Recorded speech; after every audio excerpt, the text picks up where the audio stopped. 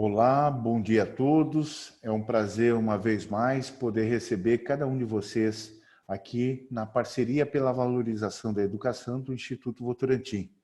Estamos com nossas videoconferências diárias, tratando de temas que são afetos à área da educação e, sobretudo, a como enfrentar este momento da pandemia da Covid-19 nas secretarias municipais de educação. Quero cumprimentar cada um dos secretários municipais de educação, quero cumprimentar as assessorias das secretarias de educação, quero cumprimentar diretores de escola, professores que nos acompanham, especialistas e educadores. Um cumprimento especial também a todos os articuladores das instituições parceiras do PVE, que aqui diariamente estão conosco nas videoconferências. E hoje é quarta-feira. Hoje é dia de termos aqui a Domênica para nos acompanhar, para trazer conosco uma reflexão mais aprofundada sobre temas que também são importantes para a área da educação. E, Domênica, é um prazer grande, nesta quarta-feira, ter você de volta aqui conosco no PVE. Olá, Carlos. Olá, pessoal. Bom dia. É um prazer estar com vocês novamente aqui no webinar para tratar de assuntos aí voltados à infância, adolescência e proteção de direitos. Um bom dia aí para nós. Que legal, que bom ter você, ter a sua participação, estar com você aqui. E quero dizer que hoje nós temos uma convidada muito especial. A Domênica escolheu a dedo uma pessoa que vai nos trazer uma reflexão muito importante sobre como reforçar a proteção de crianças e adolescentes em meio a essa pandemia, mas também no retorno das aulas presenciais.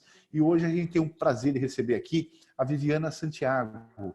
Ela é gerente de gênero e de incidência de política do Plano Internacional Brasil. E, Viviana, é muito bom ter você aqui. Obrigado por ter aceito o convite do PVE. Eu que agradeço. Para nós da Plan International é uma alegria estar aqui com vocês. Eu volto para o meu lugar de sempre, né? O meu lugar de educadora, de pedagoga, que é um lugar que eu honro, né? E tenho muita responsabilidade com ele. Então, acho que vamos ter um período de muitas conversas, muito desafiadoras, mas também muito complementares, né? No sentido de como a gente se fortalece para o enfrentamento da violência. Que bom termos aqui a pedagoga Viviana. E é Viviana mesmo, não é Viviane não, é Viviana. Que legal. Eu vou pedir, Domênica, para que você conte um pouco da nossa convidada de hoje, por gentileza. Sim, vamos para as apresentações. Bom, a Viviana Santiago, como o Carlos comentou, é da Plan International Brasil, pedagoga, já atua há mais de 14 anos no terceiro setor, em organizações internacionais, com foco em promoção dos direitos, especialmente de crianças e adolescentes, e atualmente é gerente de gênero e incidência política na Plan. É coordenadora executiva da Rede Meninas e Igualdade de Gênero e colunista do portal Lunetas. Então, aí seja muito bem-vinda, Viviana, é um prazer recebê-la dentro aí do nosso webinar, que a gente está trazendo muito esse assunto, né? Dentro da quarentena, que a gente tem observado a intensificação da violação de direitos, pois muitas crianças e adolescentes, por estarem nesse período de isolamento, estão sofrendo abuso sexual, aliciamento no ambiente virtual, trabalho infantil, violência doméstica, e grande parte das vezes estão no mesmo ambiente que seus abusadores, e perderam os vínculos com seus potenciais protetores, que são principalmente aí os professores que estão no dia a dia com as crianças. Então, trazer muito essa discussão vai ser aí um prazer trocar com você e também trazer aí a importância da atuação da Secretaria Municipal de Educação, como secretários podem atuar aí no reforço à proteção das nossas crianças e adolescentes. Seja bem-vinda. Que legal.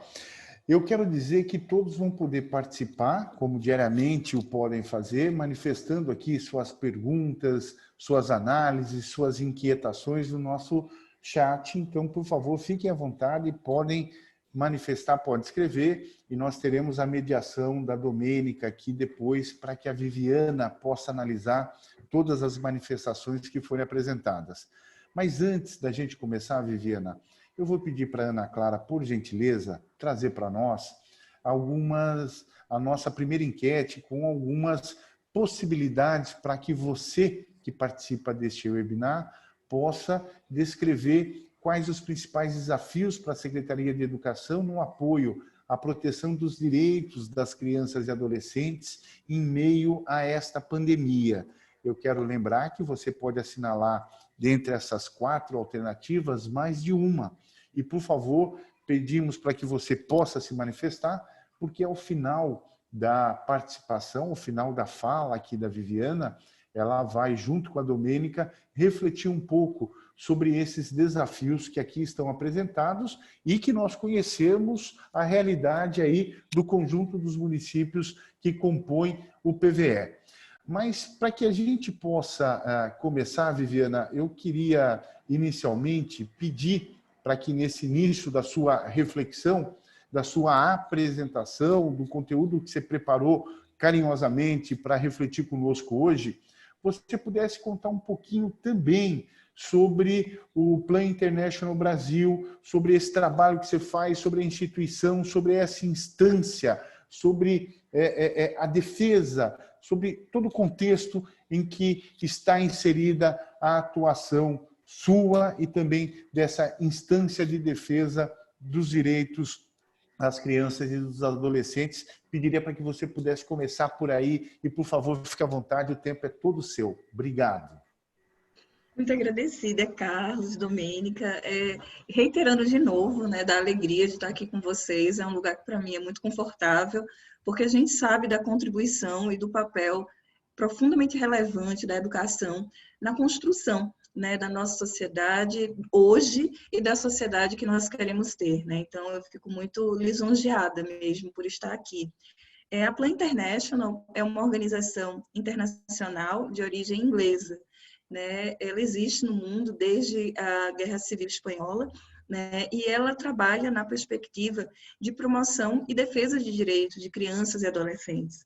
Nós dizemos que nós temos uma missão, que nós lutamos por um mundo justo, que promova os direitos das crianças e igualdade para as meninas, né? Isso quer dizer que quando a gente olha para a realidade enquanto organização, a gente olha fundamentalmente para a situação de gênero e para a situação geracional, mas a gente ainda olha nessa perspectiva interseccional, de perceber que no mundo as pessoas, elas são diversas e da maneira como essa pessoa se constitui, os marcadores sociais que ela traz com ela, isso faz com que muitas vezes essa pessoa acesse mais ou acesse menos os seus direitos, faz com que essa pessoa ela enfrente mais ou menos barreiras no seu desenvolvimento e que isso se aprofunda, né, na vida de crianças e adolescentes. E que as meninas, por serem meninas, elas enfrentam desafios adicionais a todos os desafios que já estão postos.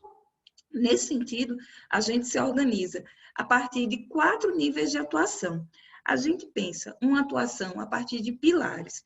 O primeiro pilar da organização é o aprender, onde a gente fala do direito de aprender, né, aprendizagens para a vida e aprendizagens num ambiente que fomente o desenvolvimento do potencial de meninos e meninas, né, e que a partir dessa aprendizagem a gente tenha o processo de constituição enquanto sujeitas e sujeitos e que a gente também tenha participação ativa nesse conhecimento. O segundo pilar é o pilar decidir. Ele está relacionado a todo o processo, né, de prevenção, né, de que as meninas e meninos, mas principalmente as meninas, elas sejam capazes, né, de tomar decisões, né, que impactem, de atuar sobre as decisões que impactam a sua vida. E a gente está falando aqui principalmente da gente decidir se, quando, quantos filhos quer ter, porque a gente atua fortemente na prevenção da gravidez e da adolescência. A gente pensar na perspectiva do casamento infantil, que as meninas elas possam tomar decisões pela gravidez, pelo casamento, depois dos 18 anos de idade. E a gente está falando aqui principalmente, né, na perspectiva dos direitos sexuais e dos direitos reprodutivos, que quanto mais a gente dialoga, constrói competências, quanto mais a gente acessa a informação adequada, mais um caráter preventivo isso tem. Né? Quanto mais a gente prepara meninos e meninas para vivenciarem, mais isso tem a possibilidade de evitar práticas danosas, de evitar comportamentos de risco e que a violência se instale. A gente tem o outro pilar, que é o pilar progredir, que fala principalmente do enfrentamento às violências, né? De que a gente tem o direito de crescer livre de violência, e aqui a gente está relacionando principalmente a primeira infância, desenvolvendo competências para autoproteção. E a gente tem o pilar liderar, porque é um fato, todo mundo aqui conhece, né? Como a gente ainda vivencia no mundo uma ausência de representatividade de mulheres nos espaços de tomada de decisão. E mais ainda quando a gente verifica isso no campo da política, né? Então, nesse pilar, a gente vem trabalhar fortemente a construção de liderança numa perspectiva de meninas, né? Meninos e meninas juntas e juntos atuando na construção desse mundo melhor. Mas a gente sabe que construir um mundo melhor para as meninas não é possível se a gente trabalhar só com as meninas. A gente também sabe que um mundo melhor para as meninas é um mundo melhor para toda a sociedade. Porque quando a gente pensa no que é que impacta a vida da menina, se isso melhorar, melhora para todo mundo. Eu sempre comento com as pessoas, a gente tem a violência sexual, né? Um dos fatores de risco, por exemplo, a gente pode mencionar o caminho da escola, né? Como que muitas vezes, eu sou de Recife, né? E em Recife a gente escurece muito cedo, né, na cidade. Então, muitas meninas, né, elas saem mais cedo da escola, elas perdem conteúdo todos os dias, porque se ficar muito escuro, é muito risco para elas poderem voltar para casa. E aí a gente pensa, além de todas as outras políticas, mas vou pegar só um pedacinho. Se a gente pensa na melhora da iluminação pública para as alunas de cursos noturnos, para as meninas que saem no final do dia, se essa rua ficar mais iluminada, a gente tem uma sensação de proteção maior, né? Os riscos, eles vão, de fato, diminuir um pouco. Mas se essa rua ficar iluminada, que melhora o percurso dessa menina, ela se ilumina só para a menina? Não, ela se ilumina para a sociedade inteira. Então, quando o mundo melhora para as meninas, ele melhora para a sociedade inteira. Para isso, a gente precisa conversar com mais gente, além das meninas. Então, a gente trabalha na perspectiva de advocacy, pensando como é que a gente pode fortalecer as políticas públicas, como é que a gente pode pensar numa perspectiva de identificar que leis hoje que existem garantem direitos, se existem ameaças aos direitos de crianças e adolescentes e como é que a gente pode incidir para que, de fato, meninas e meninos acessem seu direito. Mas a gente também sabe que o setor corporativo tem uma grande responsabilidade junto com o restante da sociedade na construção desse mundo que a gente quer. Então, a gente tem um forte trabalho com o setor corporativo, com as empresas, para a gente pensar a vida das meninas nesse momento e aí, de novo, pensando a vida da sociedade inteira. Essas meninas, elas não estão no país da Mulher Maravilha, onde só tem meninas, né? Então, a gente vai construindo dessa forma. E aí, a gente trabalha com familiares, mães, pais, cuidadoras, cuidadores. A gente vai trabalhando na perspectiva de fortalecimento da rede de proteção, de fortalecimento das políticas públicas e de contribuição a partir de metodologias que possam trazer para o centro do debate a criança cidadã. Então, é desse lugar que eu falo na organização, né? O meu trabalho, ele fundamentalmente se relaciona com dois vieses, né? A gente pensar com dois aspectos, a gente pensar como é que tudo que a gente fizer na Plan consiga ter esse olhar de gênero, de perceber e querer mudar as desigualdades baseadas em gênero. Esse é um desafio nosso. O outro aspecto que a gente busca com o nosso trabalho é de perceber como é que a gente pode ter essa resposta transformadora de gênero, ou seja, a gente olha para a realidade, a gente quer mudar a desigualdade de gênero, né? E como é, e aí todos os projetos, eles passam por esse rigoroso acompanhamento, né? A gente tem uma equipe gigante aqui no Brasil que vai construindo isso com a gente, e por outro lado, como é que a gente fortalece o diálogo com o poder público, o diálogo com o setor corporativo na construção de soluções, né? Então, a gente vai fazendo essa ciranda, né? Como a gente diz lá em Recife, tem uma ciranda que eu acho muito bonita, que diz: essa ciranda não é minha só, ela é de todas nós, ela é de todos nós. E ela ainda diz mais: para se dançar ciranda é muito fácil. Juntamos mão com mão, entramos numa roda e cantamos essa canção. Toda vez que eu penso os direitos de crianças e adolescentes, eu penso na perspectiva da ciranda. Eu penso que essa ciranda de cuidar das crianças e dos adolescentes, eu penso que nesse processo de pensar a vida das meninas, pensar a vida dos meninos, pensar a proteção, essa ciranda não é para uma pessoa só. essa ciranda precisa ser de muita gente. A gente precisa se juntar, unir muitas mãos para a gente, de fato, conseguir essa proteção. E aí todo mundo faz o seu papel. Eu tenho uma irmã que ela sempre diz, olha, a gente vai pegar uma torta de responsabilidade, mas cada um pegue só a sua fatia. Ninguém pega a fatia de ninguém. Então, do lugar do poder público, do lugar do setor corporativo, do lugar da sociedade civil, é uma ciranda só, né? E mais ainda a gente precisa pensar nessa dimensão da ciranda para que a gente possa pensar a perspectiva da proteção. E pensar a perspectiva da proteção da criança e do adolescente como uma responsabilidade da sociedade inteira. Porque a criança e o adolescente são prioridades absolutas, né? É dever da família, do Estado e da sociedade o cuidado com essa criança. O que a gente vem verificando é que a gente tem falhado. A gente tem falhado muito no nosso país e no mundo, de uma maneira geral, na proteção dos direitos de criança e adolescente, né? A gente não consegue prevenir e a gente tem respostas muito tardias que elas caminham muito mais na perspectiva de tentar mitigar, né? Aliás, é menos do que mitigar. A gente já vai atuar na consequência da violência.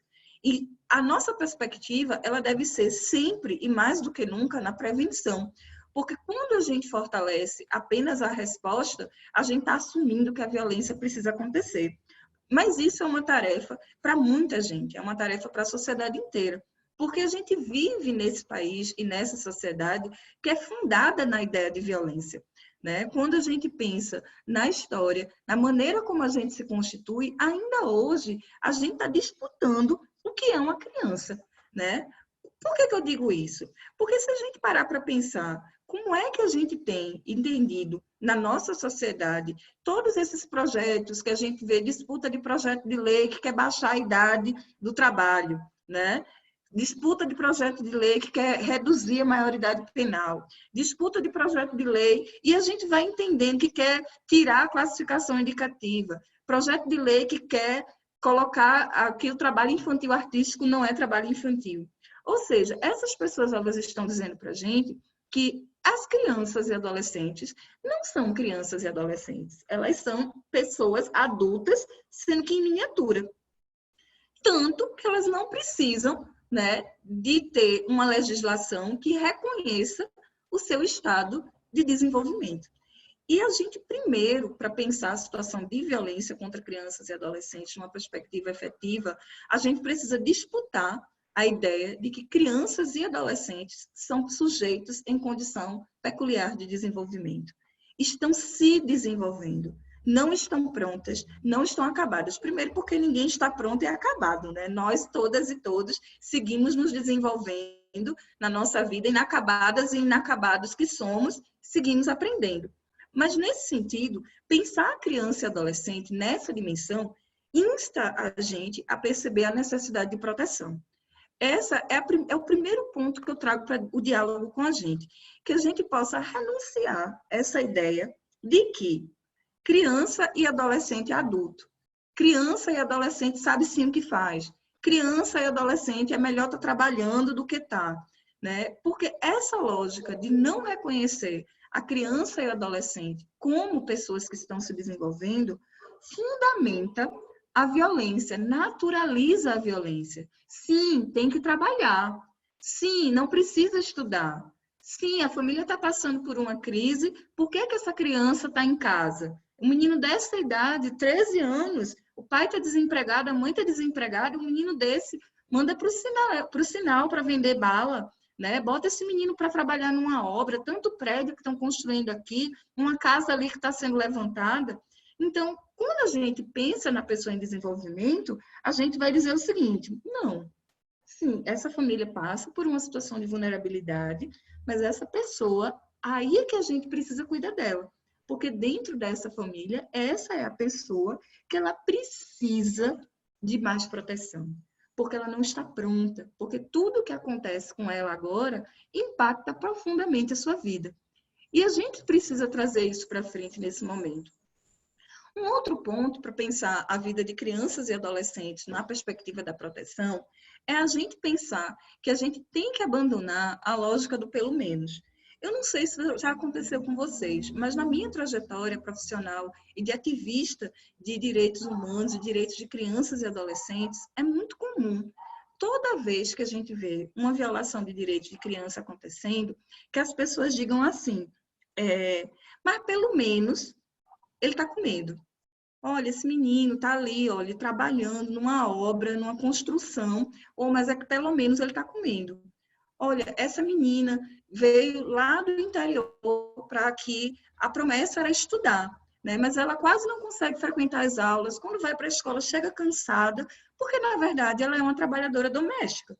Né? Ela veio do interior e ela cuida da casa, cuida das crianças, quando muitas vezes não é matriculada em horários que não deveria estar estudando, né? Meninas que vão estudar à noite ou horários alternativos, mas pelo menos ela está estudando. Se ela tivesse ficado lá onde ela nasceu, ela não estava estudando. Olha, esse menino ele está aqui, olha, ele passa o dia todinho aqui, trancado dentro de casa, não consegue sair, porque a comunidade é muito violenta, mas pelo menos ele está seguro. E essa é uma lógica que é muito comum quando a gente avalia violência contra criança e adolescente. É a lógica do pelo menos.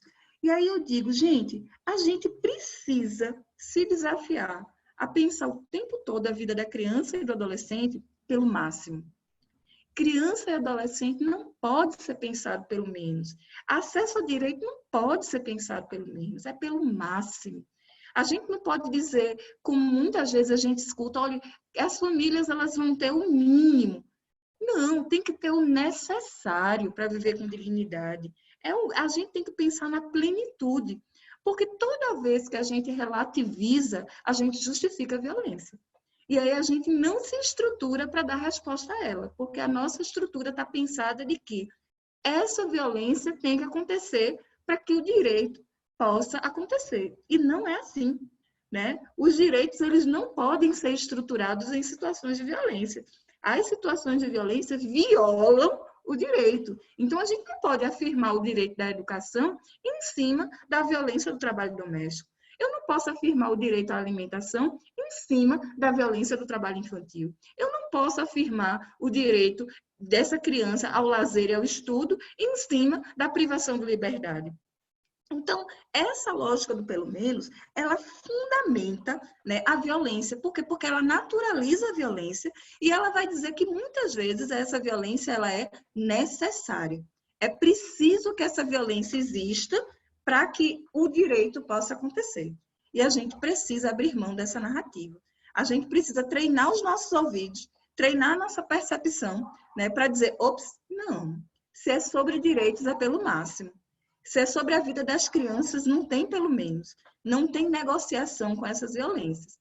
E aí, o terceiro ponto que eu trago como abertura da provocação é que a gente possa perceber, né, que isso tem a ver com todo mundo. Porque todo mundo é responsável pela vida das crianças. Porque numa perspectiva orgânica, todas e todos somos educadoras e somos educadores.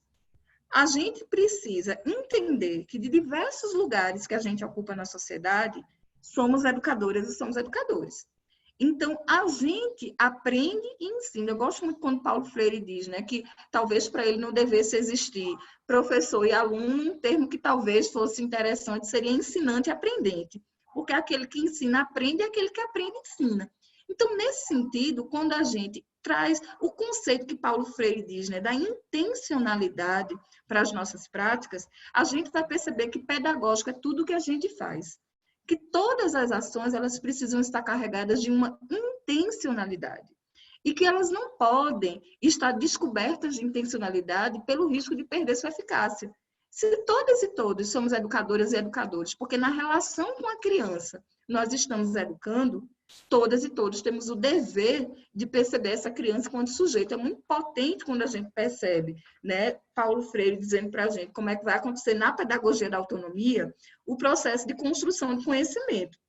Ele vai dizer, olha, aqui a gente tem um sujeito, a gente tem um outro sujeito, e das relações entre essas duas pessoas, emerge o conhecimento.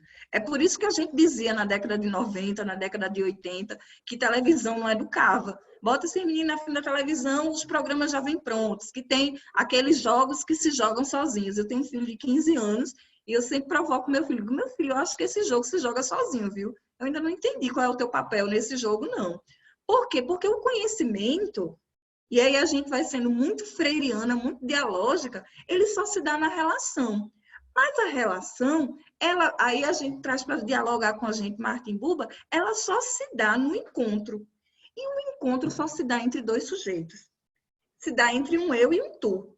Né? O diálogo, o encontro, aquilo que possibilita o conhecimento e, portanto, possibilita a relação e, portanto, possibilita a proteção.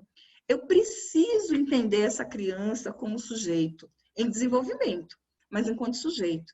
Cidadã é uma pessoa que ela é detentora de direitos, né? Muitos dos seus direitos ela exerce agora, outras ela vai acessar, né, a partir de suas mães, pais, cuidadoras e cuidadores que as e os representam, mas são detentoras de direitos.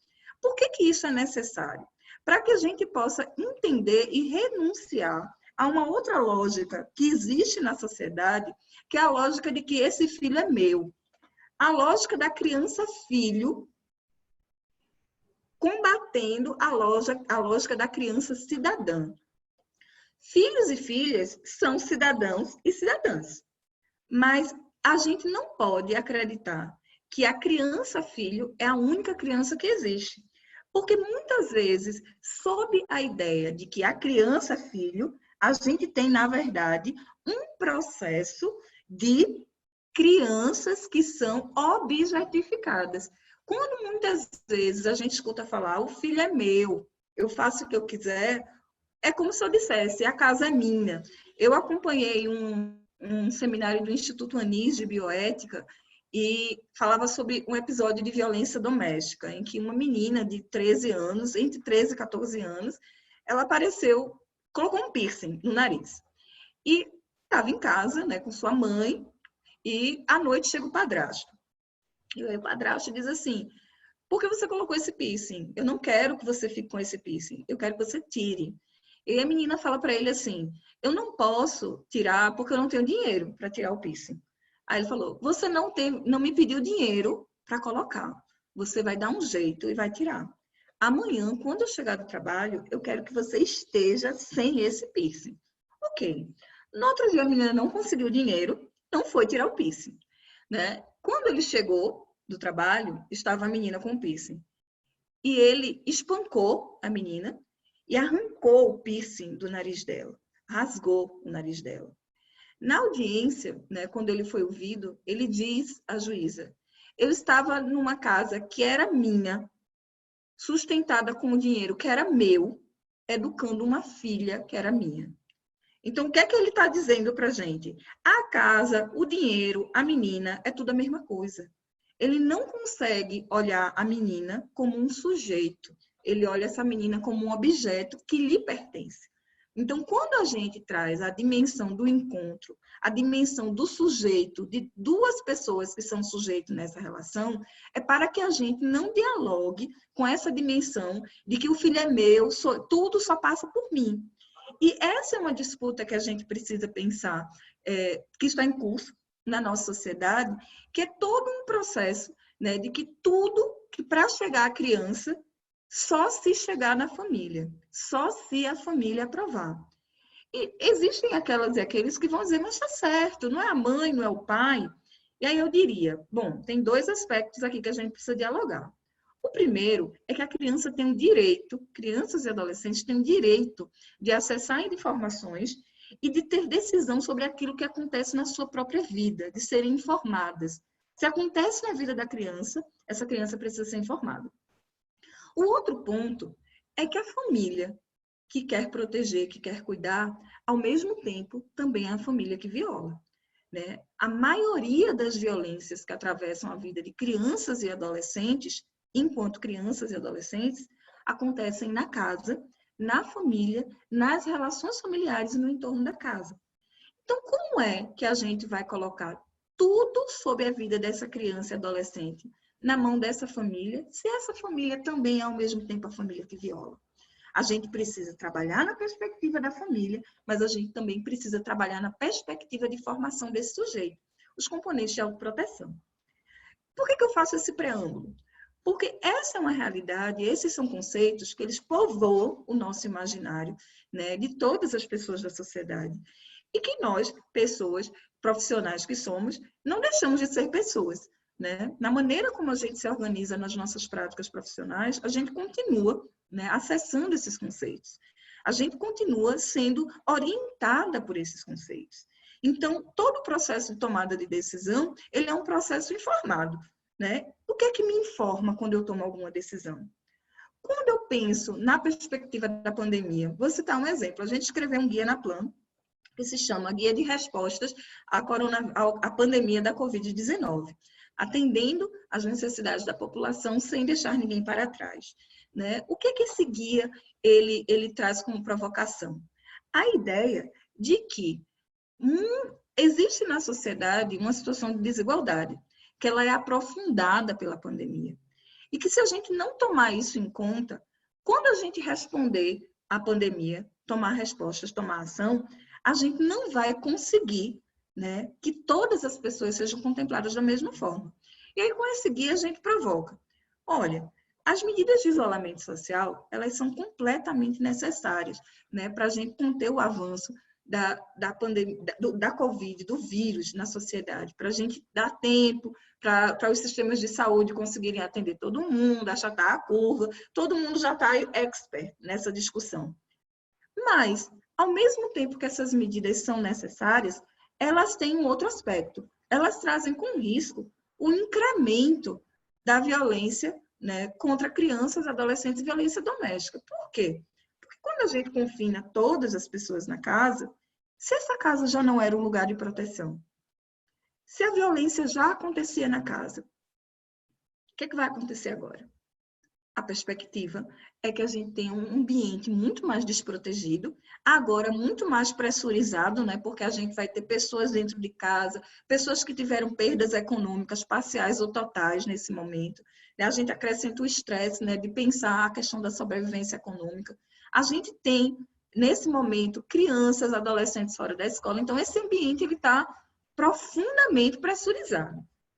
E mais, um ambiente em que as pessoas dessa casa estão quase ou não dialogando com o externo. Se a gente implementa somente a medida da quarentena sem levar isso em conta, a gente vê o que aconteceu na Europa, né, como um spoiler, e na China, para o que está acontecendo no Brasil agora. Aumento dos índices de violência. Se a gente considera todas essas variáveis que eu falei antes e a gente incorpora isso na nossa percepção, se isso informa o nosso processo de tomada de decisão, a gente teria feito de outra forma. A gente poderia ter feito, por exemplo, né, a gente vai precisar colocar a medida de quarentena. Eu acho que é necessário que a gente tenha um mapeamento das áreas da cidade em que existia maiores índices de violência contra criança e adolescente. Essas áreas mapeadas, a gente vai reforçar a atuação do sistema de proteção. A gente vai informar, vai pedir informação de conselheiras e conselheiros tutelares. Olha, qual é a região da cidade que vem mais denúncia de violência contra criança e adolescente? Ah, é aqui, olha, Sobradinho. Ok. Pois então, a gente vai pedir que nesse momento, né, que a gente tenha uma intensa atenção, uma intensa atenção a essa região. Conselheiras e conselheiros vão estar de plantão, a gente vai disseminar o tempo todo os números de conselheiras e conselheiros tutelares para que essas famílias acessem. A gente vai pensar de uma maneira amigável, né? Como é que a gente faz para se uma criança ou um adolescente estiver vivenciando violência nesse momento, já que ele está na casa. E a gente vai pedir um reforço de policiamento na área. Mais ainda, a gente vai trazer para as comunidades uma campanha de denúncia, porque a gente sabe que a violência pode piorar. Então, nesse sentido, a gente está ativando uma forma de ver, uma forma de perceber quando a gente precisa decidir. Então, o que eu estou propondo, fundamentalmente, é que a gente revisite a nossa forma de perceber, a nossa forma de ver, para que isso mude o nosso processo de decidir. Para que a gente possa, então, ser muito mais efetivos, né, nesse sentido. E a gente tem sempre uma perspectiva de pensar, nesse momento, a gente vive numa sociedade que viola direito de crianças e adolescentes, a gente tem cerca de 500 mil casos de violência sexual por ano no Brasil, né? E só 10%, né, eles são reportados. A maioria das vítimas, meninas, né? A gente tem um estudo que foi lançado no ano passado, um estudo da PLAN com o Fórum Brasileiro de Segurança Pública, vai dizer que a cada 20 minutos, uma menina menor de 18 anos sofre violência sexual no Brasil. E a gente sabe que existe subnotificação, né? Nesse sentido, uma sociedade violenta que viola não é papel de uma pessoa só, de uma instituição só, a proteção. É preciso que todas e todos nós, né, estejamos estruturados para dar resposta, né? A principal perda do período da pandemia é esse processo, né, de esgarçamento das relações para fora da casa, e que essas relações, muitas vezes, eram o que possibilitava que essa criança, que esse adolescente pudesse ter a sua situação de violência desvelada. Seja porque essa criança encontra um ambiente seguro na escola, nos projetos socioassistenciais que ela participava, nos clubes, na igreja, em outros espaços, né? Essa criança se sente segura e ela verbaliza a violência que sofre. Seja porque a gente tem, nesse momento, profissionais que contam com capacidades para identificar a violência, né, e dizer assim, parece que tem alguma coisa acontecendo aqui, essa criança tem uma atitude, e aí consegue, né, desvelar a violência e ser instrumento, né, para que essa criança ela tenha sua situação reparada, né? Seja porque a gente consegue trazer muita informação para essa própria criança, né? E essa criança começa a identificar que o que ela está acontecendo, o que acontece na casa dela não é normal. Então, nesse sentido, a pandemia traz para a gente o desafio que é de que esses espaços, eles se fragilizam, né? E a gente precisa começar a pensar de duas formas. As crianças e adolescentes não deixaram de ser crianças e adolescentes, a violência não parou. E a gente faz o quê? Né? A gente consegue dormir sabendo que isso tudo está acontecendo? Eu não durmo, né? A gente todo dia está pensando em respostas. Como é que a gente faz? Porque elas não deixam de ser responsabilidade nossa somente porque fisicamente elas não estão aqui. O nosso compromisso é com a criança, com o adolescente. E a escola tem um papel fundamental. As redes de educação têm um papel fundamental nesse contexto. Porque, primeiro, né, a escola é o equipamento social mais referenciado por crianças e adolescentes no Brasil. Mais referenciado. A gente tem uma pesquisa na PLAN que chama Por Ser Menina no Brasil, crescendo entre direitos e entre violências. Nós ouvimos meninas das 5 regiões do Brasil, né? E essas meninas, elas quando a gente pergunta para elas assim, se ela conhece alguma menina que sofreu violência, 1 em cada 3 meninas conhece uma menina que já sofreu violência. Quando a gente pergunta para essa menina, né, se ela conhece algum lugar que protege os direitos dela, algum lugar que tem a ver com proteção, todas elas vão citar a escola. É o equipamento social mais citado. Então, a escola tem um papel fundamental. É o lugar, depois da casa, onde crianças e adolescentes passam mais seu tempo. As profissionais e os profissionais de educação são as pessoas com quem as crianças e adolescentes mais convivem, né? Todo mundo que tem uma criança e uma adolescente que conviveu de perto já passou por aquela época de que o nosso conhecimento não sabe nada, né? O que serve é o que a professora falou na escola. Inclusive, a gente já fez isso com as nossas famílias, né? Ah, não, minha professora disse que não é nada disso. E às vezes a professora até disse, né? Mas é porque é aquela necessidade da gente poder dizer assim, o que tem valor para mim é o que acontece na escola. Então, a gente precisa trazer isso para perto da gente como fortaleza, né? A Secretaria de Educação, as escolas, e os profissionais de educação têm um papel fundamental na vida de crianças e adolescentes. Não é só na proteção, não é só na prevenção, é na vida. É aquele tempo que a gente é o máximo na vida de uma pessoa, quando nós somos profissionais de educação. Então, trazer isso para perto, não com um sentido de fardo, de dizer, ai meu Deus, que Hannah Arendt, ela traz uma provocação que eu acho maravilhosa, que ela diz assim, que tudo aquilo que a gente não consegue resolver na vida dos adultos, a galera sacode na vida das crianças. E aí a gente começa. Está acontecendo um monte de acidente de tráfico. de tráfego. Aí o que é que a gente faz? Programa de educação na escola. Os rios estão entupidos, o povo sacudiu um monte de lixo no rio, quando vem o inverno, transborda. O que é que a gente faz? Programa de educação ambiental. Então, o que a gente não resolveu com os adultos, a gente parece que quer resolver com as crianças. Esse é um risco, o risco da pedagogização da sociedade, como se tudo quem tivesse que resolver fosse a escola. Não é isso que eu estou dizendo. Eu estou dizendo que a resposta à ciranda é de todo mundo, mas que a escola, a Secretaria de Educação, tem uma responsabilidade nessa temática. Vamos fazer como a minha irmã. Vamos pegar a torta de responsabilidade e vamos pegar a nossa fatia. A fatia de responsabilidade é, primeiro, a capacidade, a possibilidade de a gente ter uma formação para crianças de modo que elas sejam capazes de atuar na sua autoproteção também. Né? A gente teve um projeto na Plan que se chamava Cambalhotas, que uma das verdades do projeto, né, uma das falas mais potentes do projeto era quando a criança dizia: eu também cuido de mim, eu também cuido do meu mundo. Era um projeto muito potente que trabalhava a perspectiva de resiliência, tanto numa questão ambiental, né, para enfrentar riscos e desastres, e quando a gente fala de Nordeste, a gente está falando fundamentalmente de água, né? Ou é falta d'água, é água demais, né? Ou é aquele ano que não choveu e todo mundo está vulnerável porque faltou chuva, ou é aquele ano que choveu demais e todo mundo está vulnerável porque deu enchente, deu cheia, perderam casa, desabou os morrinhos. E aí, nesse projeto era muito potente a gente trabalhar com as crianças a dimensão de que eu também cuido do meio ambiente e eu também cuido de mim. Mas perceba a palavra também, né? A criança não é inteiramente responsável. Mas a possibilidade de a gente construir abordagens que tragam para as crianças e adolescentes conhecimento, né, sobre a realidade que elas e eles estão vivenciando, que ajude essa criança a estranhar, a dar nome ao que acontece, é uma das possibilidades mais potentes de enfrentamento à violência. Porque muitas vezes essa criança, ela nasce num lar violento. E como nasceu num lar violento, ela não consegue distanciar do que acontece. A gente diz assim, que o peixe, ele só reconhece a água quando ele está fora dela, né?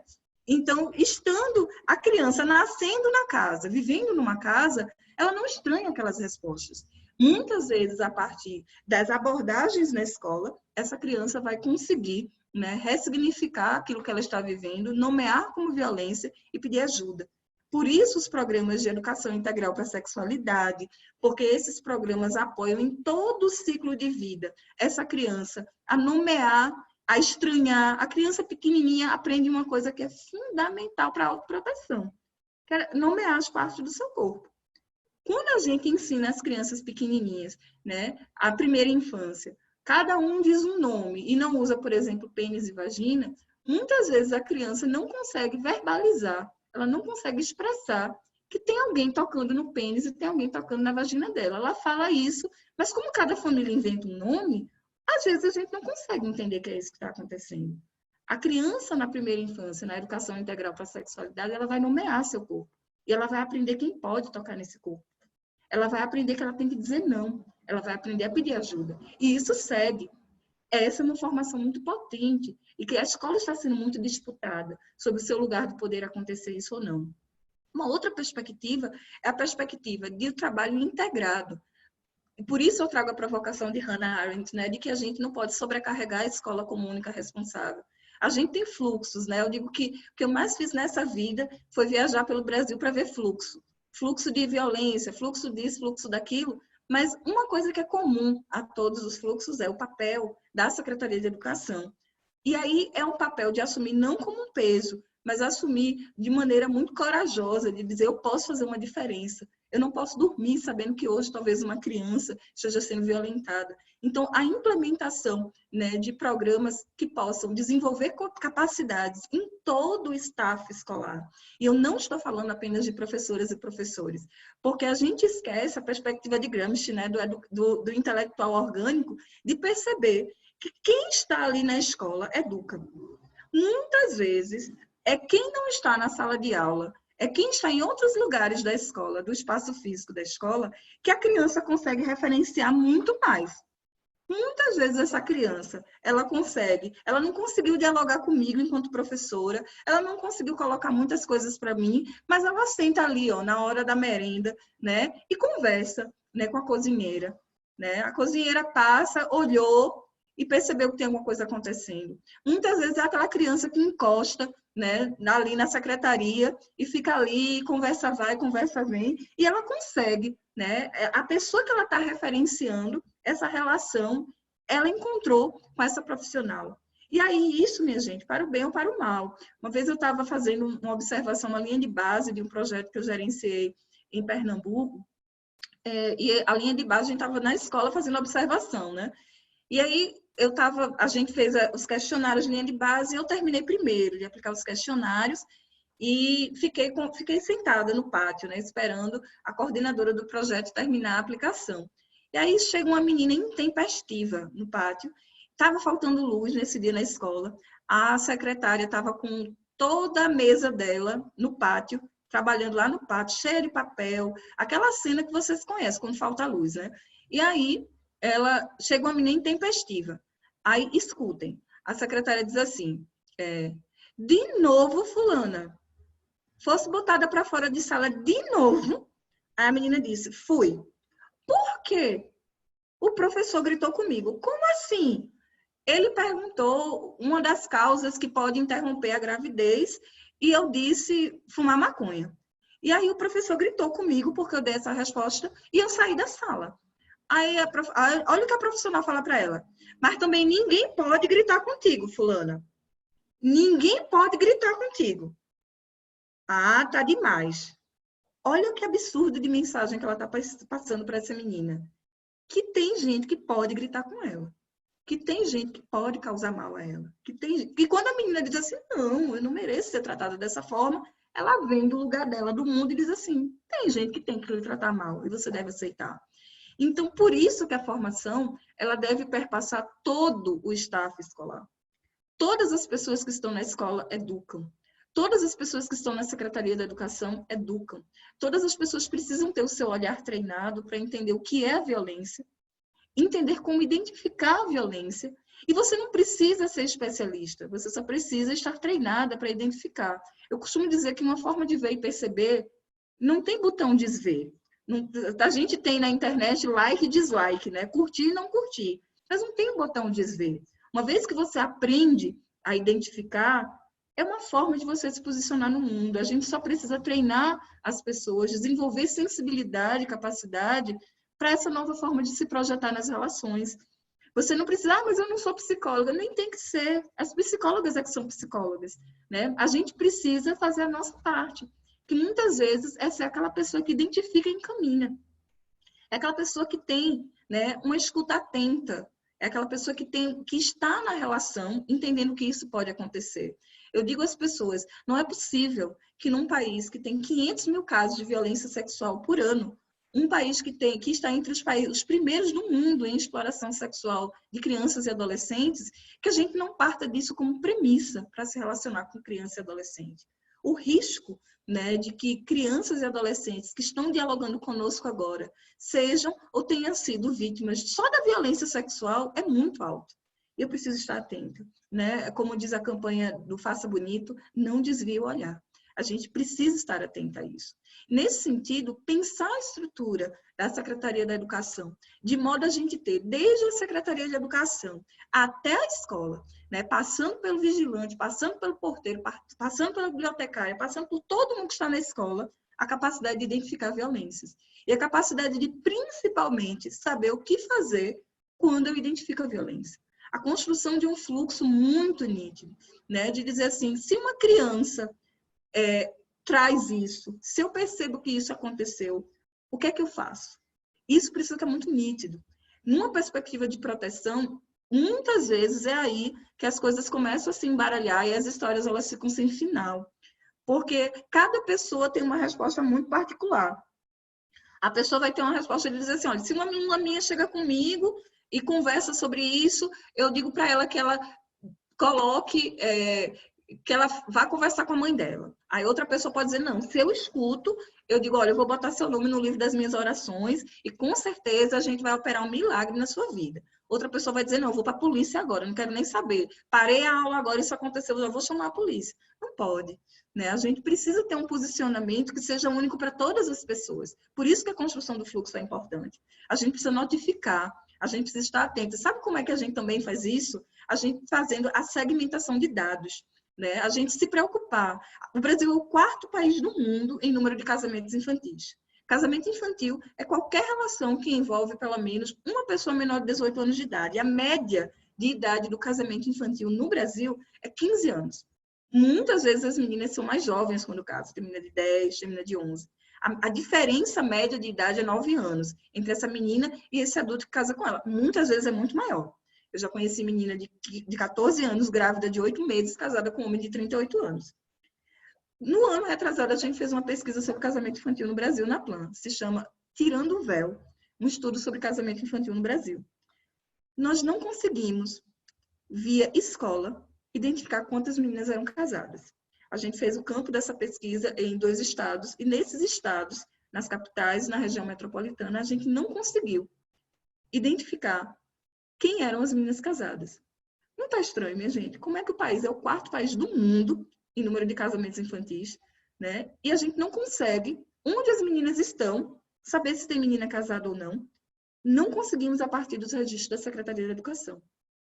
E isso é muito preocupante, porque o casamento infantil é uma violência, é uma violação de direito. Aí tem gente que diz assim, eu vou perguntar a uma menina de 12 anos se ela é casada. Vai, porque ela tem o risco de estar casada. A PNAD pergunta, a partir de 10 anos de idade. E é assim que a gente tem os dados sobre o casamento infantil. As meninas grávidas. Quantas meninas têm filhos e filhas? É uma violência que se perpetua em outras formas de violência. Você trabalha?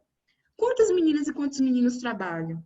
Essas perguntas, elas têm que ser feitas para que a gente possa saber a realidade que a gente tem em mãos.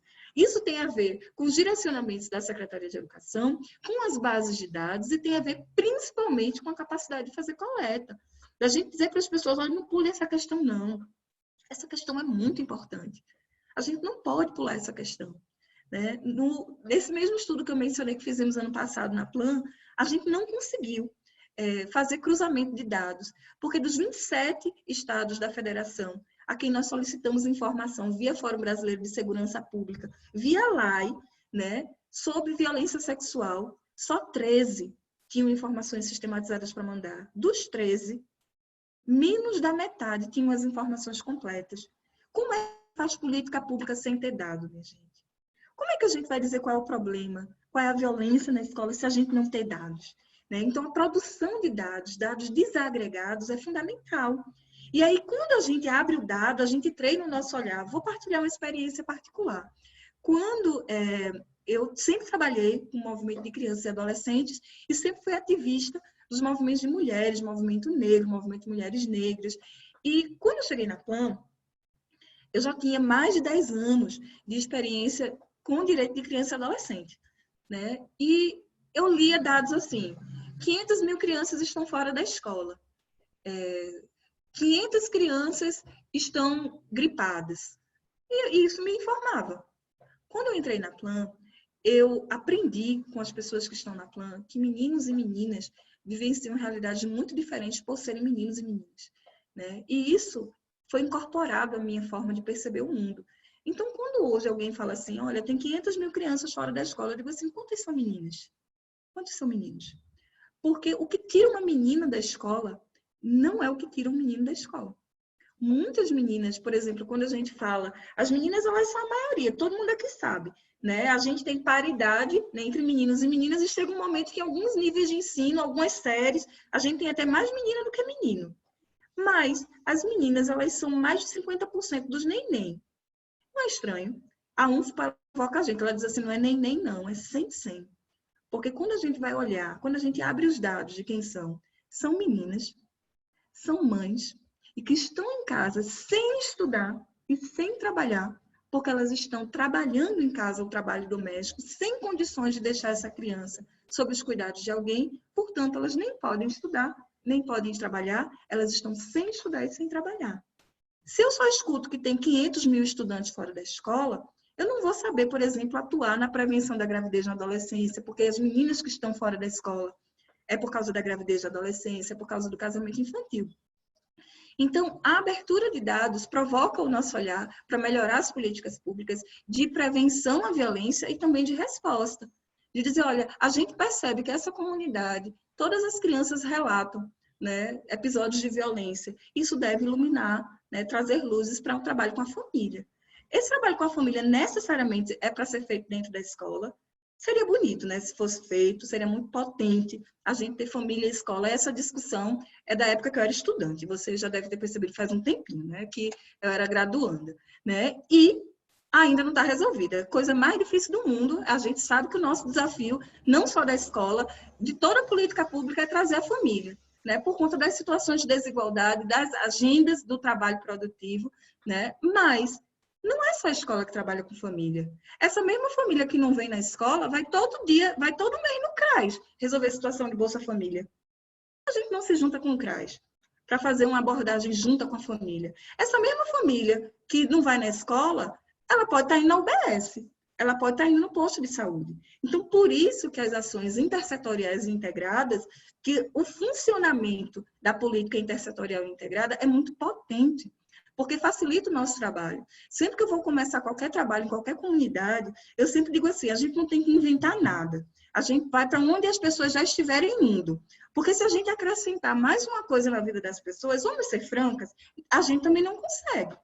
Quantas e quantos de nós que aqui estamos, que lidamos todos os dias com os desafios, né, de trazer a família para a escola, não fomos nós, a família que não foi à escola. Porque uma agenda de trabalho nos tirou daquela reunião que a gente precisava ter ido, porque a gente não conseguiu chegar a tempo, porque pintou uma emergência. Quem trabalha viajando, quem faz acompanhamento regional, né? A gente sabe que não é tão fácil a gente conciliar, porque existem tantas dinâmicas. Agora, se é uma coisa que já acontece, se é um espaço que eu já estou, é mais fácil. Na Plan, a gente sempre pensa assim, onde é que as famílias já estão? Né? Quando a gente quer fazer alguma atividade, olha, elas vão no posto de saúde toda quarta-feira, tem atendimento com... Ok, então a gente vai na quarta-feira. Porque se a gente colocar mais uma coisa, fica pesado demais. E a vida das pessoas já é muito pesada. Por fim, né, para que a gente possa conversar todo mundo, eu diria que a gente precisa trazer a nossa missão de educação para todo mundo que passeia pelo nosso caminho. A gente perceber as famílias também na condição de aprendizes. Muitas vezes a violência que acontece é uma violência que ela é naturalizada. Aconteceu com minha mãe, aconteceu com minha avó, eu faço com a minha filha, eu educo do mesmo jeito. E eu não acho que é violência. Então, a potência de perceber a interação da família com a Secretaria da Educação, com a escola, né, como um espaço de educação para essa família. Ela não vai apenas para educar a filha, para educar o filho, né? Ela vai também para aprender. Né? Porque muitas vezes a gente teve uma experiência tão patente no Maranhão, a gente fez uma oficina sobre menstruação com crianças e adolescentes, com meninas e com mulheres, dentro de UBS, né? Para saber as experiências em torno da menstruação. E foi muito potente, porque ao mesmo tempo que meninas de 13 anos diziam histórias muito complexas, né? Muito duras, de como que a menstruação, né? Por ela ser um tabu na nossa sociedade, ela enviesa o acesso das pessoas aos seus direitos, as mulheres adultas também disseram. E tinha muitas mulheres adultas que estavam ali aprendendo junto com as meninas. O que é isso de menstruar? O que está acontecendo com o meu corpo? Por que eu tenho cólica? Então, perceber, né, a potência de dialogar com a família desse lugar de dizer, eu estou aqui não com arrogância, mas eu estou aqui principalmente, né, reconhecendo, né, que essa família, ela não, muitas vezes, é a falta de acesso a direito que impacta na incapacidade da proteção. Né? Quanto mais a gente acessa direito, mais a gente é capaz de proteger o direito das nossas filhas e dos nossos filhos. E informação é um direito. Conhecer é um direito. E da mesma forma que a gente olha para a gente, que a gente olha para a criança como uma criança inacabada, que a gente olha para a gente, que a gente se percebe como inacabada, que a gente olha para essas famílias inacabadas que são, estão prontas para aprender. Obrigada. Muito obrigada, Viviana, pela ótima exposição e contribuição para a nossa discussão. O pessoal aqui está super elogiando, vou só ler alguns comentários. Então, alguns comentários, né? Esse webinar precisa ser gravado e compartilhado para servir de base para estudos, deveria circular pelas secretarias de educação, vai gravar, ótima reflexão. Então, não só o meu agradecimento, mas de todos os participantes aqui. Foi uma ótima contribuição para a nossa discussão.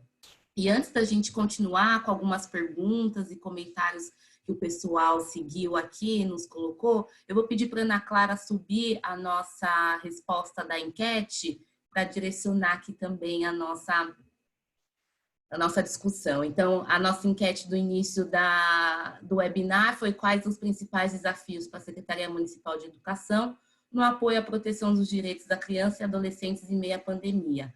E aí, com mais de 60% aí de respondentes, a dificuldade de desenvolver ações preventivas e diálogos com pais e responsáveis na prevenção de abusos e violações. E aí, em seguida, né, com 39%, dificuldade de atuar com a rede, né, tanto com a assistência como a saúde. Eu acho que muito do que você trouxe, né, a questão da intersetorialidade na atuação, como que a gente consegue trazer a saúde, a assistência, conselho tutelar aí para atuar de forma conjunta, e essa questão, né, como que a gente desenvolve ações preventivas para dialogar com os pais sobre a questão de abuso, dialogar com as próprias crianças e adolescentes. A gente tem dificuldade aí como retomar essa discussão. E aí, muito diante disso, incluindo aí na pauta muito do que o pessoal trouxe, né, como articular a questão da assistência, saúde, todos os órgãos de proteção em meio, né, ao Covid, a questão da quarentena, e aí como que os professores também, tanto os professores como a Secretaria de Educação, podem ser mais atuantes nesse período de isolamento, né? Como estabelecer contato com os alunos, principalmente aqueles que já têm um histórico de abuso ou violação, como que a gente faz esse encaixe nesse contexto que nós estamos vivendo. Tem um processo que eu sempre penso assim, a gente tem que identificar quem é o nosso objetivo, né?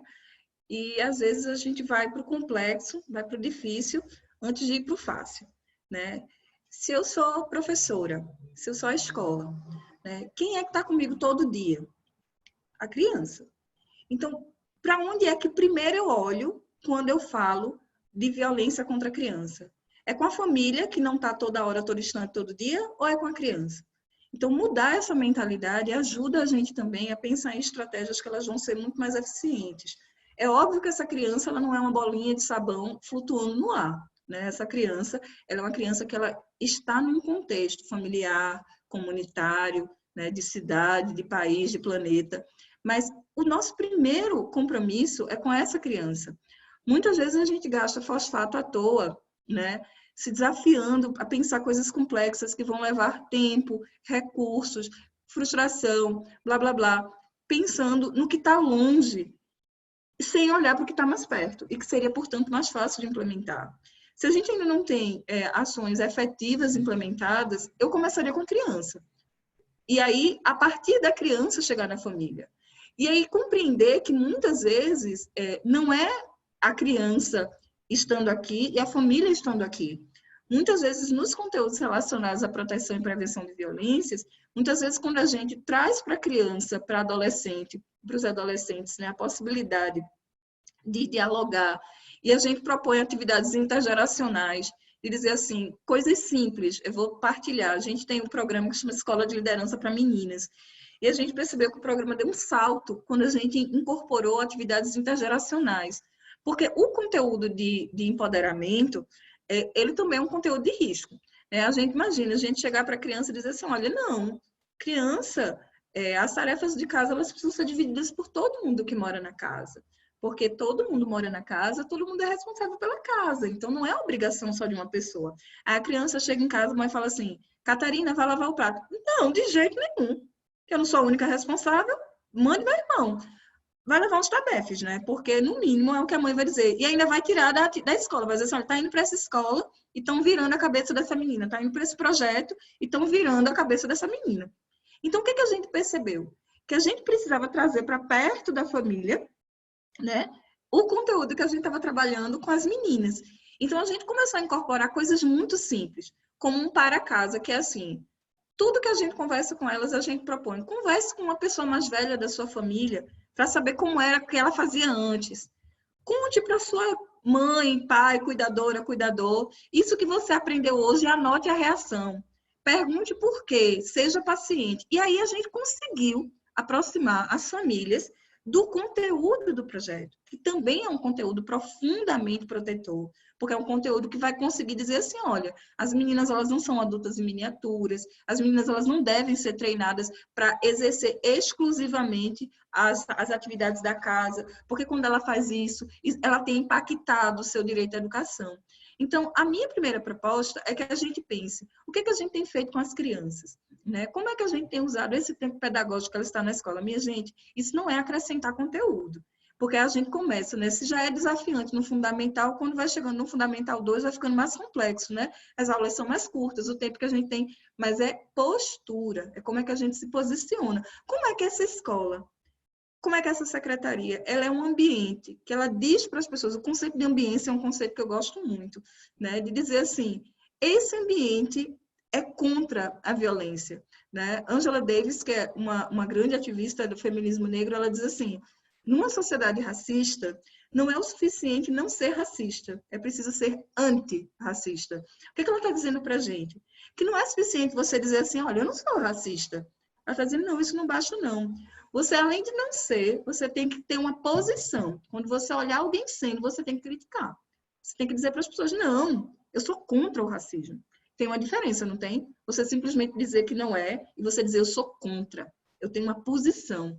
Então, em que medida? A ambiência. A ambiência é um processo muito potente. A ambiência da escola. A gente, muitas vezes, constrói conteúdos, né, a partir da ambiência. Né? Quais são as informações que circulam? Fica fácil se a gente citar um outro exemplo para poder fazer a comparação. Né? A gente poder dizer assim, a gente fala, né, que para as crianças a gente continua tendo muita dificuldade, né, com os episódios de racismo, de bullying racista na escola. Aí a criança negra sofre um bullying racista na escola, né? Aí a gente chega para ela e diz, mas você é muito bonita, não liga para o que fulano pensa não, você é bonita, a gente gosta de você como você é. Aí a criança olha para as paredes da escola assim, só vê foto de criança branca, os desenhos todo mundo é branco, os livros dos personagens são brancos, ela não encontra nada parecido com ela. Então a gente está falando, entra por aqui, sai por aqui. Porque a nossa prática nos desmente, né?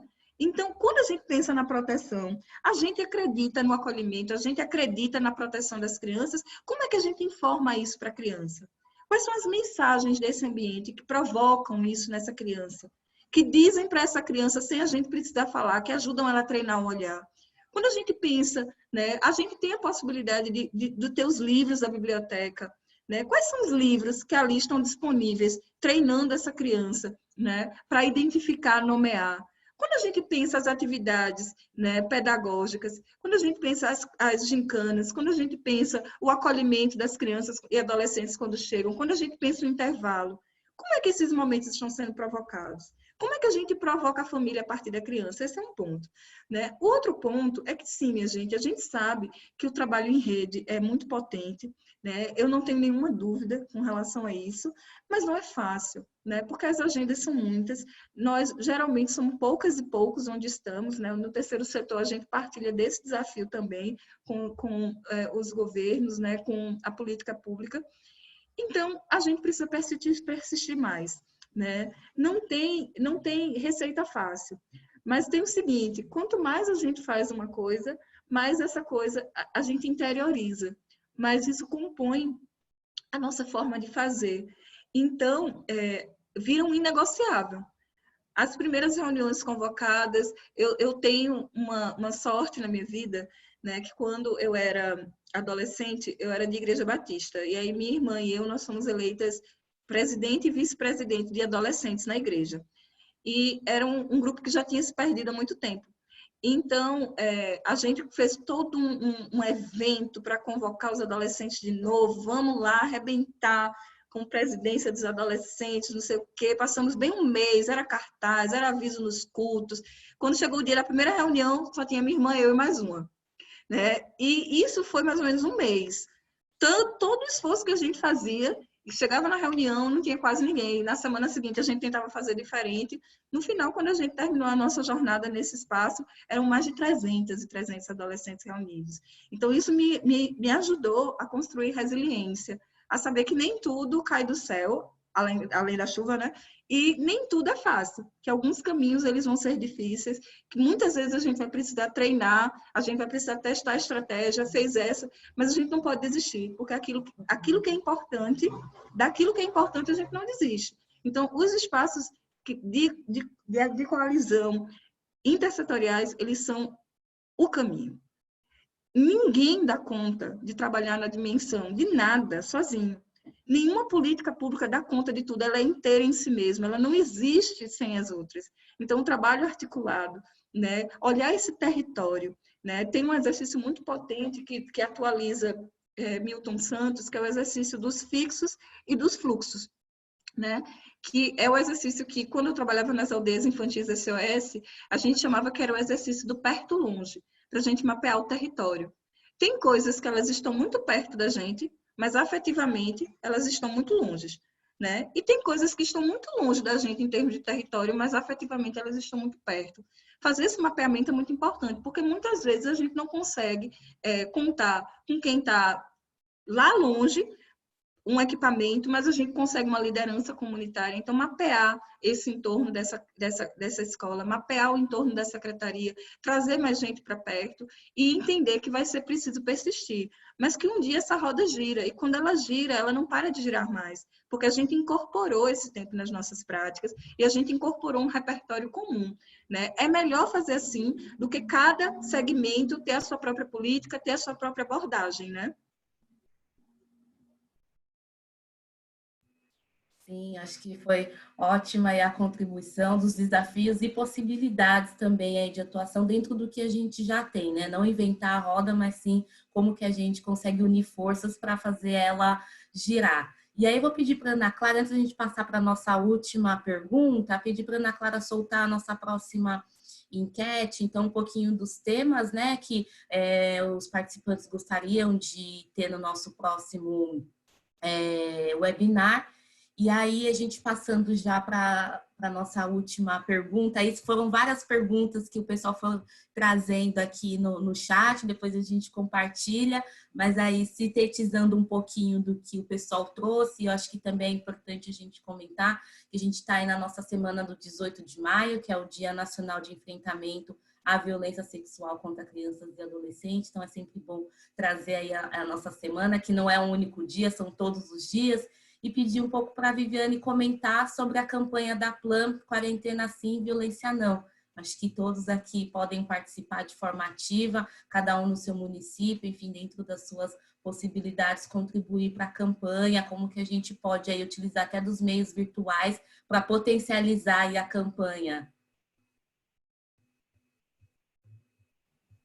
Então, gente, eu acho que eu deixaria de puro enxerimento, né, mais uma reflexão em torno de que pensar a volta às aulas é fundamental, né? A gente é uma organização que está super dentro da agenda de proteção de direitos de crianças e adolescentes, a gente tem muita preocupação, né, com esse período longe da escola, o que é que isso significa para voltar para a escola. Né, a volta das meninas para a escola, pensar as questões desse impacto, né, de hoje o afastamento das crianças da escola, a perda de renda das famílias, parcial ou total, né, ela implica fundamentalmente no risco de aumento do trabalho infantil, né, a perda de rendimentos da família, ela implica também, né, no risco de aumento da exploração sexual. A gente sabe que diante da vulnerabilidade das famílias, principalmente a econômica, né, é muito comum que as redes se aproximem das crianças, né, pensar, né, que a violência doméstica aumentando, essa casa deixa de ser um ambiente protetor, e pensar a violência sexual. Né? E nesse sentido, a gente, enquanto organização, pensando em todos esses riscos e sem discutir a relevância, sem colocar em dúvida, né, a necessidade da quarentena, a gente pensou a campanha Quarentena Sim, Violência Não. Né, que as crianças e adolescentes possam estar protegidas do coronavírus, mas também possam estar protegidas de toda forma de violência. Então, ela é uma campanha que passa principalmente pela sensibilização, tudo isso que a gente está conversando aqui. de contar para as pessoas que, na base do você sabia, né? Você sabia, né, que quando as meninas elas estão fora da escola, é muito provável que elas estejam sendo sobrecarregadas pelo trabalho doméstico, e isso acontece porque as famílias, elas pensam que as meninas são adultas em miniaturas, mas isso é trabalho, e isso impacta o desenvolvimento das meninas, e nesse sentido a gente vai treinando, né, as pessoas para perceberem que é violência, que tem consequência, e que a gente precisa se organizar para não deixar acontecer. No caso da violência sexual, do trabalho infantil, da exploração sexual, ficando muito forte, né? Denuncie, diz que sim, né? Se você, alguém que você conhece, está passando por violência, denuncie. Então, é uma campanha que ela circula, né? Com 5 cards de internet, né? E com mensagens muito pequenininhas, muito sensíveis, né? Que conseguem chegar a todo mundo, podem ser disseminadas por WhatsApp. A gente também pensou, né, que a gente vive num contexto de exclusão digital, então a gente produziu toda a campanha em rádio, né, todos os cards eles estão sendo narrados, né, para que a gente possa usar rádios. É uma organização parceira de Salvador, o CEAP, né, fez todos os spots bem bonitinhos, então a gente tem desde a explicação do que é a campanha, que é o único que é longo, é um spot de 2 minutos, e depois a gente tem spots que eles são de, no máximo, 50, 60 segundos, para rodar nas rádios comunitárias, rádio da prefeitura, porque o que a gente precisa é que as pessoas elas fiquem sensíveis, né? Que não é normal, né? Uma criança está trabalhando, que não deve ser, né? E esse é um convite, né? Deixar para vocês, né? Disponibilizar, né? Que vocês que se quiserem se somar hoje, nós somos mais de 40 organizações, Ministério Público, OAB, Polícia Militar, Instituto Votorantim, né? Que estão conosco, e também temos outras temos abertura. A gente disponibiliza os cards, né, para que vocês acrescentem sua logo, a nossa logo da Plan, disponibiliza os textos para serem publicados na rede social, e a gente pede um vídeo, que você possa se apresentar a prefeitura, a secretaria, a organização, né, para que a gente possa fazer conhecer. A gente também precisa disputar essa narrativa de que tudo é péssimo. A gente precisa mostrar, né, que ao mesmo tempo que a gente tem muita violência, a gente também tem, né, uma sociedade que parte dela, né, se importa muito e se mobiliza para responder, né? Então, a gente fica super à disposição. O pessoal do Instituto Votorantim tem o nosso contato na Plan, tem o e-mail, né? Super recomendo que vocês possam dar uma sacada no guia que Domênica colocou aqui. O guia de respostas também pretende iluminar muito como é que a política pública de maneira geral. Olha aí, uma provocação boa para vocês chamarem aquela conversa intersetorial. Vamos estudar o guia, vamos dar uma sacada, problematizem, conversem com a gente na Plan, e a gente está aqui para se fortalecer juntas e juntos. Então, muito agradecida, Domênica, pela oportunidade. Eu que agradeço a sua participação, acho que foi enriquecedora, todo mundo aqui comentando, dando os parabéns pela qualidade da pauta, enfim, é um assunto que o pessoal já estava demandando, acho que está super, enfim, em voga a gente discutir isso, não só como a rede de educação se estrutura em meio a essa pandemia e para o retorno às aulas, mas como que a gente também, junto com isso, consegue garantir os direitos e trazer essa temática tanto durante o isolamento, como também no retorno às aulas e no cumprimento aí das nossas funções, não só como atores da rede de educação, mas também como cidadãos. E aí, para a gente finalizar, eu vou pedir para a Ana Clara soltar a nossa última enquete, a nossa última pergunta, que é uma pergunta aí de satisfação em relação à participação em outros webinários e também se você está colocando nessas equipes, estão colocando em prática os conteúdos que a gente está aqui compartilhando no webinar. E aí, antes de finalizar, gostaria de parabenizar todos os pedagogos, que hoje é o dia do pedagogo, então parabéns, Viviana, e todos os pedagogos que estão participando aqui com a gente do webinar, está sendo uma manhã aí super enriquecedora, parabéns a todo mundo que é pedagogo, que é da área de educação, que coloca aí como compromisso a educação e a criança e o adolescente. E aí, para finalizar, aí para o nosso último obrigado, se quiser comentar um pouquinho do guia, e aí a gente já finaliza o nosso webinar de hoje, com o hashtag Volta Viviana. Bom, agradecer de novo, nunca vai ser suficiente, acho que foi muito bacana poder estar aqui com vocês, partilhando e sendo tão acolhida, né, nas provocações, nas reflexões, me disponibilizar, colocar a Plan à disposição, que a gente possa partilhar, vi que teve gente que se interessou pelos materiais, pela campanha, né? O meu e-mail é viviana.santiago@plan-international.org, né? A gente tem um guia, né? A gente não pode deixar ninguém para trás, esse é o lema da Agenda ODS. Então, como é que a gente responde à pandemia sem deixar ninguém para trás? Né? Hoje a gente tem um fato, né, de perceber a experiência de outros países, como diz as adolescentes, como um spoiler para a nossa experiência aqui, né? Tá dando uma dica do que é que pode acontecer, né? Nos Estados Unidos, embora a população negra não seja a maioria da população, é a maioria do que morre, né? Em todos os países registraram aumento da violência doméstica. Aqui no Brasil, a gente já registrou aumento de violência doméstica. A gente percebe, né, uma maior incidência e morte de população negra. A gente percebe como é que estão as populações que já estavam vulneráveis nesse momento. Então, como é que a gente responde à pandemia sem deixar ninguém para trás, respeitando o direito à vida e a vida plena? É pelo máximo que a gente pensa na vida de todo mundo. Então, desejo um bom restante de semana para vocês e contem conosco. A luta é grande, mas a gente veio para dar certo. Muito obrigada, agradeço novamente a sua participação, a sua contribuição. Foi riquíssima a nossa discussão. Agradeço a todos os participantes, todos os comentários, depois a gente compartilha. Todo webinar que nós fazemos, nós gravamos e disponibilizamos no YouTube, também junto com uma matéria. Na matéria a gente vai disponibilizar no site do PVE, vai ter o contato da Plan, todos os materiais aqui, os links que a gente compartilhou também vão estar nesse material que a gente vai divulgar no site. Então, todo o conteúdo vai ser compartilhado, fiquem tranquilos.